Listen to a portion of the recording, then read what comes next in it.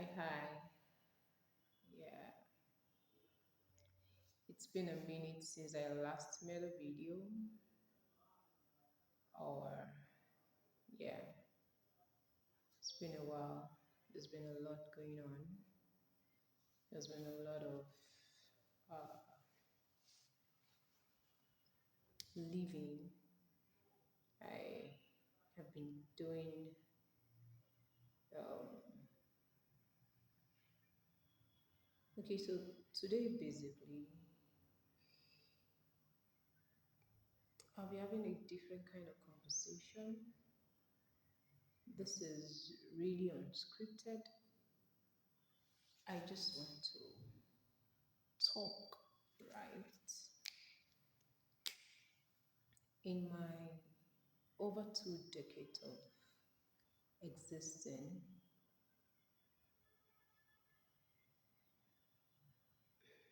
I mean, not since when I was born, but since I started learning myself, so I started knowing about myself, right? Because one of the things I realized that we as humans, we do is there is a version of us when we were born. There is a version of us that was raised to a certain level, and then there's a version of us that now starts to learn ourselves. Like you start to learn yourself when you get to a certain point in life, right? You start to know yourself, know who you are, know what you represent, know what your personality is, what um, how you identify yourself, what your identity means to you, and all of those sort of stuff, right? And as a teenager, you know, I could literally say I was just living. I was just existing, rather, not living. I was just existing um, as a young mom. I have been living on surviving mode for the longest, like for the longest. Um, let me just survive today. Let me just survive today. Let's keep it moving, right? Um, Even when I make mistakes, I don't sit with it. I don't dwell on it. Um, I don't sit down with it, right? I don't exactly deal with it. I just keep it moving. Like, okay, have I done it? Yes. How do I move from point A to point B? Right? So I just sharp, sharp, get out of this mode and onto the next thing. But between last year and this year, a lot has happened. Like a lot. One of the things that I said, the main slogan for me for this year was to live. Like I really, absolutely wanted to live. Like I want to live for me. I want to stop existing and start living. I want to start experiencing my own life, right? Not somebody else's, not people's expectation. What, oh, okay, this is what you're supposed to do. This is how you're supposed to live, Biola.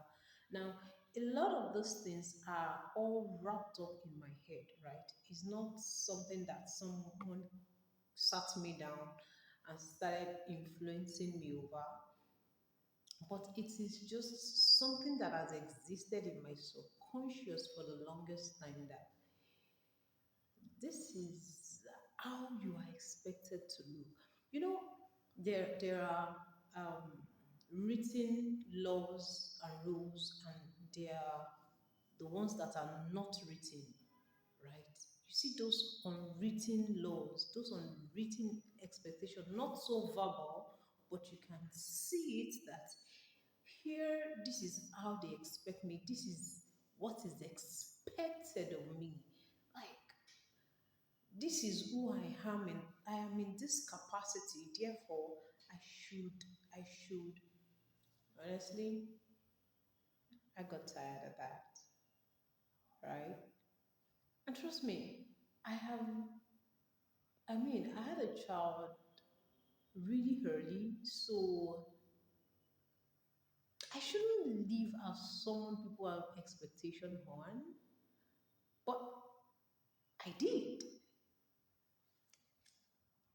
And they were really unstated. They were really not written expectations. And honestly, it got to a point, someone told me, I expected you, you know, for your mistake, for your wrong. You expected me to what? Right? So it became a thing to, and I'm not even talking about what's it called now? When I started getting older in my 30s or anything. I'm talking about since I was a teenager. I started living expectation of people. My life is really serious. Trust me. It is when you are uh, in a very close range with me and we get to interact really closely. That's when you know I'm goofy. I can be playful. But to a lot of other people, I'm a very serious human being.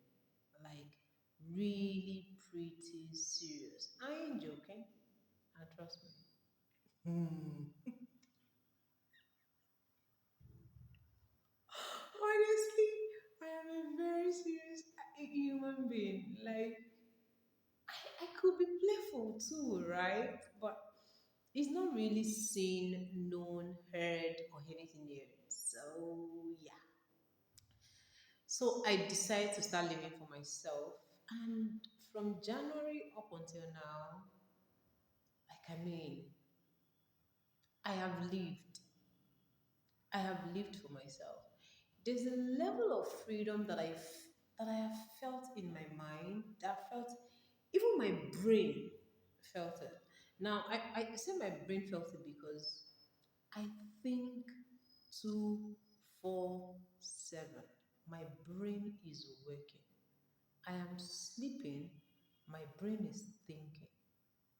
There was one time I made a clothes for somebody, and in my sleep, I was analyzing the clothes.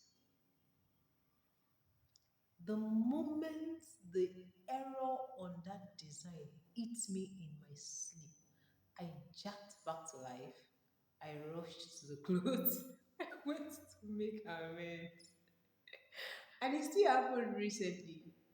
I think this morning, someone told me I need something from me this morning that I need to get to work ASAP, right? So I remember that in my sleep, I jacked back to life, right? So I am always thinking.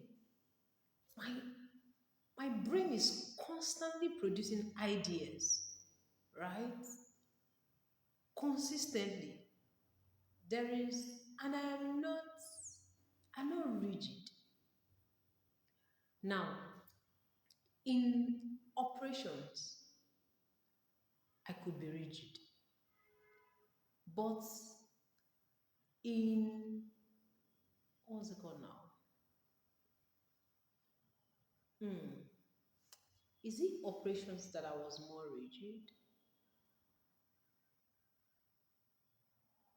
Yeah, I could easily fix myself into a thing, right? I could easily blend into things, right? But in operations, more like it, I could be very rigid.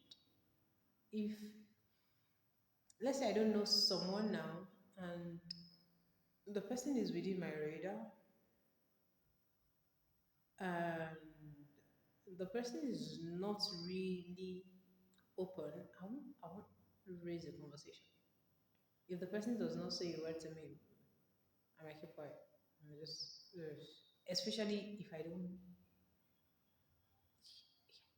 Okay, let me not use that. Let me find something else. Like, I could,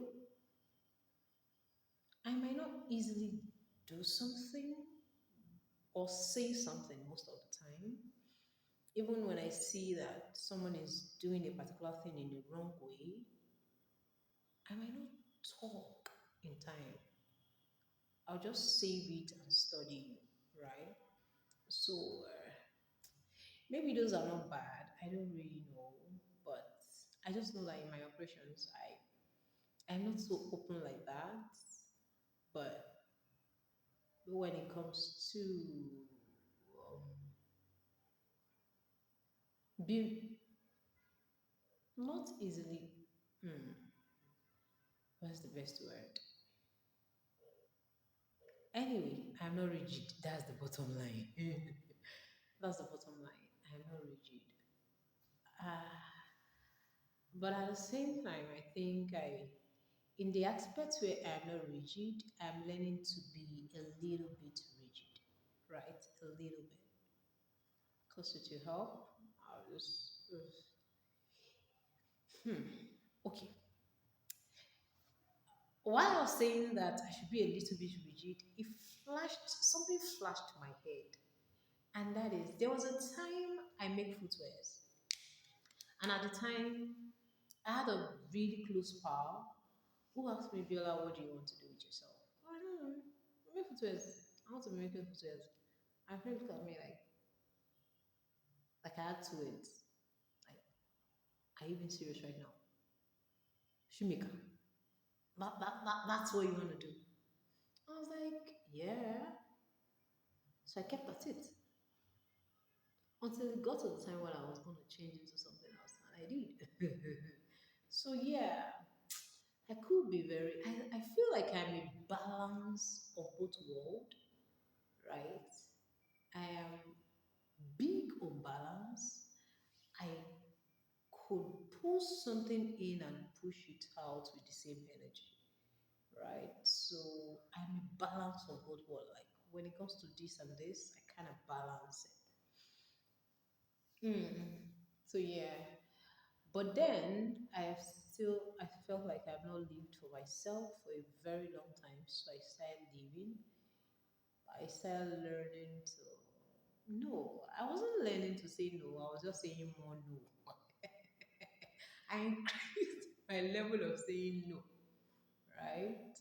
I I increased my level of saying no at the things that I feel fulfilled when I'm doing it. This is what that means. Now, during my service year, I joined Leatherworks class on camp just because it will buy me time to sleep, right? I already know how to make footwear, not a man learning. Rest. Also, I didn't want to learn anything. I just wanted to sleep. So I met a couple more people and we just vibe and I sleep, we gist and all of that.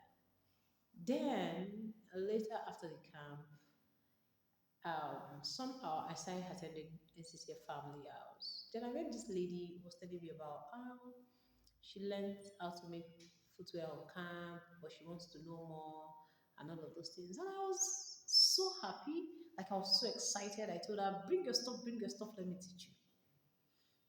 Now, when I said bring your stuff, let me teach you, I started teaching her. Like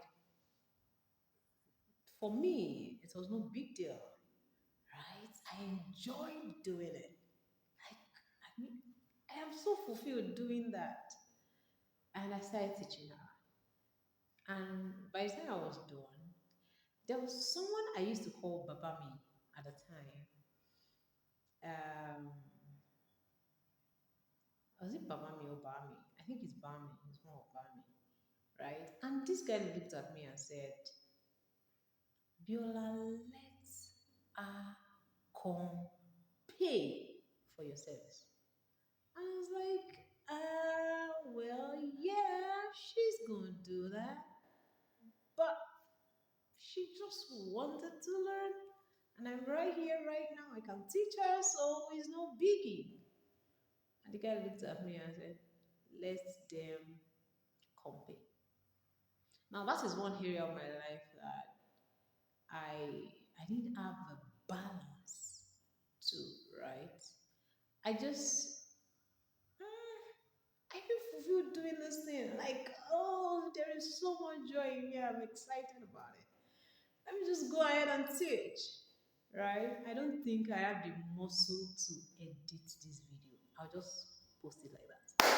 Whatever I've said, go and enjoy it, right? So I just, yeah, that kind of thing. So I just teach. But this year, I started learning to say, come pay for my service, pay for it. Now, to the person I am turning, the person might be like, "Ah, I thought we were close pals. I thought you be my guy." Like, but for me, that's a big step. That's a major healing, right? That has happened. For me to just say, "Oh, okay, you can take 5 steps to this thing, but then take step one, step two, come and pay for the rest, Baba. Come and pay for consultation." Right? That's a major healing for me. That's a major healing. Like, whoa, I could do that. I could just, I'm not up to this thing. I don't want to do it. Just pull back from it, right? And those are the things I would have done normally with joy in my heart. Now, I'm not saying that I don't have joy in my heart. I'm just saying that it's, I no longer feel like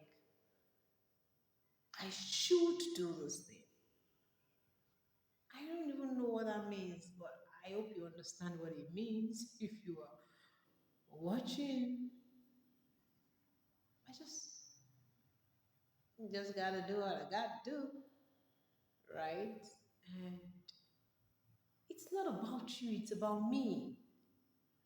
And I'm not putting myself under any pressure to say, oh, yada yada yada. I want them to know that, oh, Miami, if you like, no, if you like, don't know anything. I'm super good, bruh. I'm good. I'm a high. I'm very much alright. Right? When I teach this thing or I don't teach it,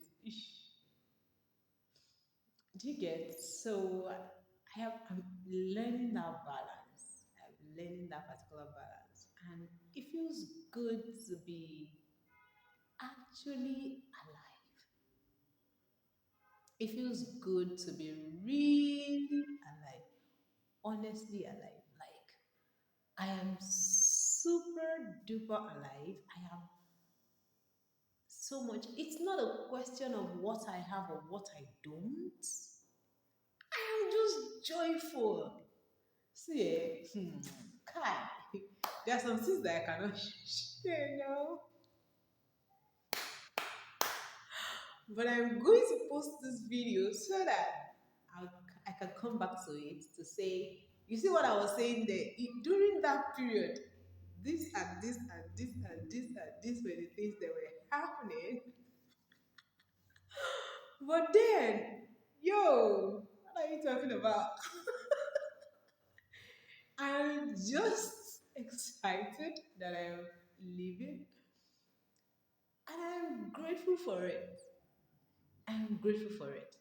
One of the things that I'm getting to realize, like, I have stopped commonizing, is wisdom. Is wisdom. For me, I always say that what is a normal thing. It's not a big deal. Yo, it is a big deal.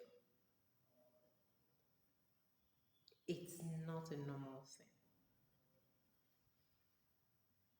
When I handle some things, okay. So now there are situations that has happened in my life that I didn't see it in the light of wisdom until someone spoke about it, and it felt like it's a normal thing to me. So, because it was a normal thing to me, I was not grateful to God for it. Now, that's the point I'm trying to drive at. So, I'm not trying to, oh, she has wisdom. Duh. I got wisdom. And I'm not even going to deny that. I'm full of wisdom, bruh. Right? So, when my mom was still alive, something happened at home. At the time I was still at home. Something happened at home, and it was late in the night, right? I don't remember what the thing was, but I remember my mom telling me, Biola, you handled that matter with so much wisdom. That's really good. And I was like, that particular time, I didn't say anything, but in my head, I was looking for the wisdom legitimately. Because to me, in that moment, it felt like, but that's the normal thing to do. Like, that is common sense. It has nothing to do with wisdom. It has everything to do with common sense. Like, mom, that's the normal thing. But to her, it was wisdom. And I was indifferent. Sometime this year, I met with a pastor from, should I mention his name? Should I? PG, I'll put it that way. PG from Petra Church, right?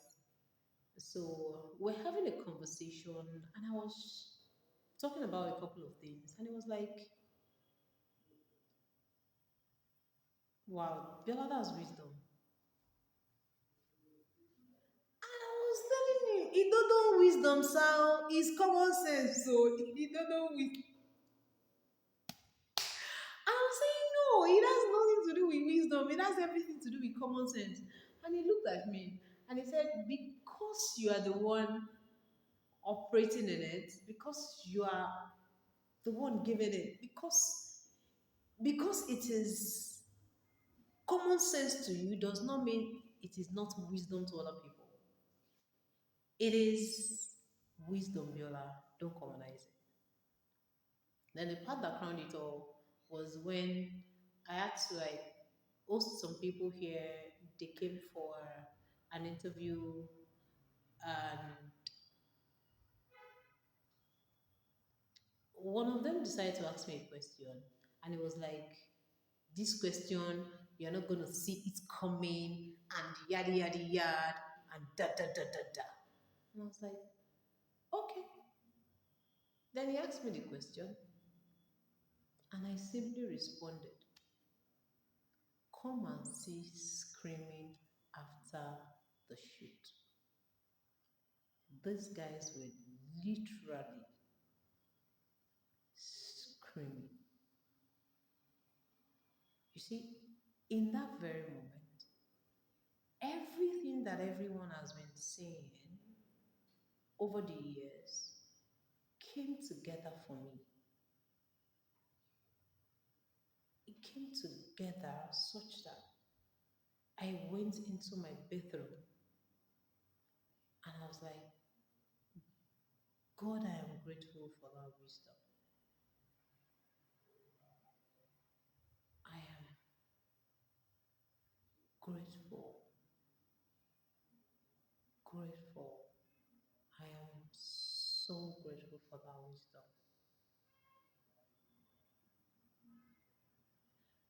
From that very moment, I started to understand it.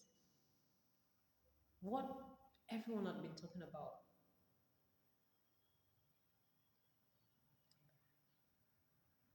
There was this sense of clarity that came with that interview for me. I I sat with it and I was just God, I'm grateful for wisdom. I'm grateful for. If you're a believer, right? This gist is for everyone, but then if you know, you know, right? So I have had words about wisdom and what have you. Uh, I was waiting, anticipating something grand, right? I've been I've been having a word about wisdom since 2019. Yeah, from OOTP. That's where it started from. Where I became a believer in 2018. I joined this particular platform via an acquaintance in via an acquaintance in I'm not doing that. Via an acquaintance in 2019, and then uh, I started receiving words about wisdom and all of those things. So I have really been anticipating something grand that by the time the wisdom of God comes on me, it's gonna be a lot. Like if you know, you know. Like we aren't playing here. But then I have low key been operating in wisdom, but I did not know it. I didn't see it as, oh, I'm operating in wisdom. See, let me just tell you right here, right now. This particular video is packed. It's packed with orishirishi. Because tell me why I have not been making videos over the years, or over months. I've just been asking myself, what exactly do I have to say? What exactly do I have to say? But whatever I'm saying is whatever you learn from. I don't know, but I'm just gonna say it as it's coming. And I am quite almost an unscripted person. So most of my conversations will be very unscripted, right? So I'll hand this one on this particular note. When God gives a word, it's don't have expect the thing without having an expectation of how it's going to come, right? When God spoke to me about wisdom, I was waiting for something grand, something so big, something that when it lands, bam, oh my God, heaven and earth will shake. The world is going to know it. Duh. I have low key been operating in wisdom. And people around me have recognized it and they have pointed it out, but I'm like, no, that one is common sense, so it has nothing to do with wisdom. But it is. It has everything to do with wisdom. Absolutely everything. Absolutely everything. And I'm grateful to God for it. So on that note, share one thing you are grateful for. Share one particular prophetic word that you have received that God has given to you in a very subtle manner, but you are still thinking is a what's it called now? It has to be big, something grand. Sit down, reflect, and share with me in the comment section what it is for you. Until next time, I love you.